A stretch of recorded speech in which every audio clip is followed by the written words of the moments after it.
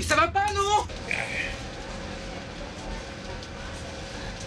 Police, menottes, prison.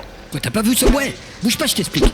Bon, Subway, c'est l'histoire de Christophe Lambert, un acteur qui a bien fait de jouer dans Subway et de sortir avec Sophie Marceau, parce que rien que ça, déjà, c'est la grande classe. Et qui finalement, pour pouvoir profiter pleinement des 35 heures, a décidé de stopper sa carrière pour se lancer dans le sandwich. Résultat, l'amuse-ta-bouche. Un sandwich, tout ce qu'il y a de plus commun, avec tous les ingrédients habituels, mais servi avec le petit rire sarcastique de l'acteur.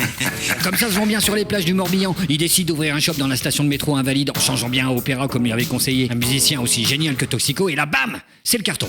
Tout le monde se presse dans les couloirs du Tromé pour avoir son casse-dalle amuse-la-bouche. Problème, de Saint-Germain-des-Prés à Carcassonne, c'est le territoire de la belle mais cruelle Vampira, une tyranne aux canines affûtées, une petite fillotte du grand stratégaire, mais elle le sait pas encore, et qui est la gérante de la chaîne fast-food Sub, bien installée dans l'underground parisien depuis l'arrivée du géant jaune. Et que son foutu sandwich à l'autre, il va faire de l'ombre à son burger fétiche, le Max Souchoun. Elle décide donc d'envoyer Batman et Robin.